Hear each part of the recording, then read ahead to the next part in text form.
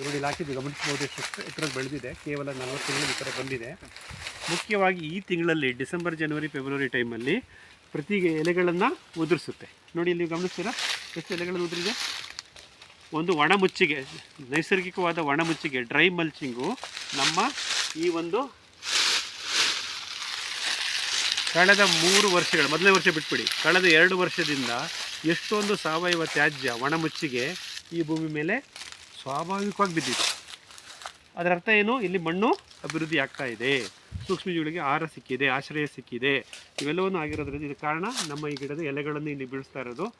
ಈ ರೀತಿ ಒಂದು thick layer of dry mulching ಒಂದು ಒಣಮುಚ್ಚಿಗೆ ನೆಲದ ಮೇಲೆ ಹಾಸಿಬಿಟ್ರೆ ಇಲ್ಲಿ ಬರುತ್ತೆ ಕಳೆ. ನೆರಳಿದೆಯಾ? ಸಾಕಷ್ಟು ನೆರಳಿದೆ. ಬಿಸಿಲು ಭೂಮಿಗೆ ಬೀಳ್ತಾ ಇದೆಯಾ? ಇಲ್ಲ, ಕಡಿಮೆ ಬೀಳ್ತಾ ಇದೆ. ಮಧ್ಯಾಹ್ನ ಹೊತ್ತು ಬಿದ್ದಿದೆ, ಬೆಳಗ್ಗೆ ಬಿಸಿಲೇ ಇರಲ್ಲ. ಇಲ್ಲಿ ಸೂರ್ಯ ಮೇಲೆ ಬಂದ್ಬಿಟ್ಟಿದ್ದಾನೆ, ಬಿಸಿಲು ಕಾಣ್ತಾ ಇದೆ ಅಷ್ಟೇ.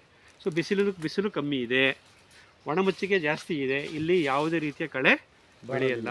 ಕೇವಲ 3 ವರ್ಷದಲ್ಲಿ ನಿಮ್ಮ ತೋಟವನ್ನು ಈ ರೀತಿ ಮಾಡಿಕೊಂಡಾಗ ಕಳೆಯ ಸಮಸ್ಯೆ ಮತ್ತು ನಿರ್ವಹಣೆ ಎರಡೂ ಸಹ ಕಮ್ಮಿ ಆಗುತ್ತೆ ಅನ್ನೋದನ್ನು ನೀವಿಲ್ಲಿ ಗಮನಿಸ್ಬೋದು. ಹಾಗಾಗಿ ಅಗಲನ ಎಲೆ ಇರತಕ್ಕಂಥ ಆಲವಾಣ ಮತ್ತು ಗ್ಲಿನ್ಸಿಡಿಯಗಳನ್ನು ಸಂಗಾತಿ ಗಿಡವಾಗಿ ಹಾಕ್ಕೊಂಡು ಅದರ ಎಲೆಗಳನ್ನು ಇಲ್ಲೇ ಕತ್ತರಿಸಿ ಅಥವಾ ಅದಕ್ಕೆ ನ್ಯಾಚುರಲ್ ಆಗಿ ಇದು ಬಿದ್ದು ಮಲ್ಚಿಂಗ್ ಆದಾಗ ನಿಮ್ಮ ಕಳೆಯ ನಿರ್ವಹಣೆ, ನಿಯಂತ್ರಣ ತಂತಾನೇ ಆಗೋದನ್ನು ನೀವಿಲ್ಲಿ ಗಮನಿಸ್ತೀರಿ.